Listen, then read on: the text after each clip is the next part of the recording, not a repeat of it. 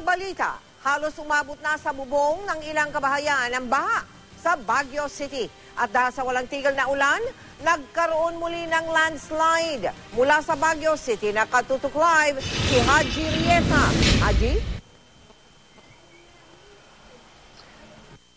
Yes, Mel, hindi nga bababa ng 10 bahay. Itong lumubog sa baha matapos umapaw ang siltation dam sa isang barangay sa City Camp Lagun dito sa Baguio City. Bunsod pa rin yan, Mel, nito nga walang tigil na pag-ulan. Lumubog ang mga bahay na ito sa barangay City Camp Lagun, Baguio City. Bunsod na malabag yung ulan at hangin kahapon. Agad tumas ang tubig na lumamon sa mga bahay. Mabilis din daw umapaw ang tubig sa siltation dam. Agad inilikas ang hindi bababa sa 100 pamilya sa Emilio Aguinaldo Elementary School.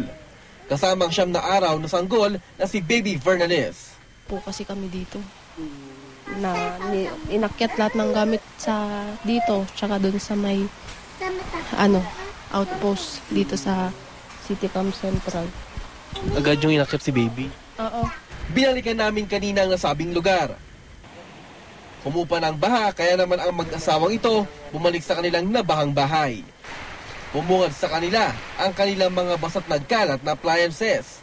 Hindi na raw ito mapapakinabangan pa. Wala na ho, papalitan na lang pag nakakuha ulit. Yung mga appliances. Hindi na mabuo pa yung mga yan kasi bata na.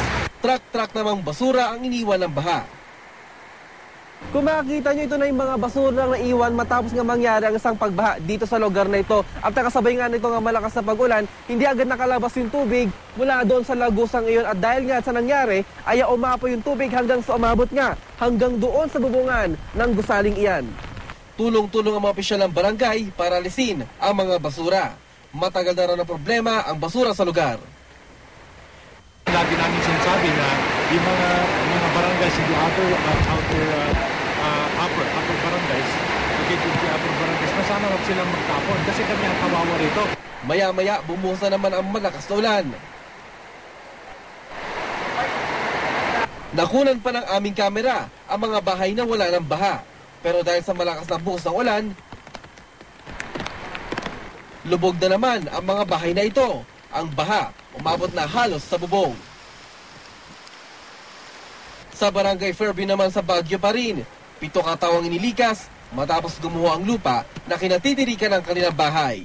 Itong bahay na to nakabitin na dahil walang tigil pag-ulan, itong lupa lumambot na. Kaya kahapon bumigay ito at nagkaroon na ng landslide at yung mga lupa nga bumagsak hanggang doon sa mga kabahayan doon sa ibaba. Wala namang naitalang sugatan sa nangyaring landslide. Dapat hindi continue to inspect kung itsura ng bundok at kung may sign ng danger na talagang delikado. They should preemptively vacate their house at punta sila sa evacuation natin.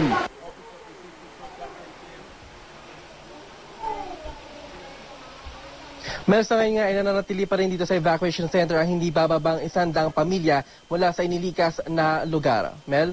Haji, kahapon iniulat mo yung ilang mga kalsada dyan na isinara, no?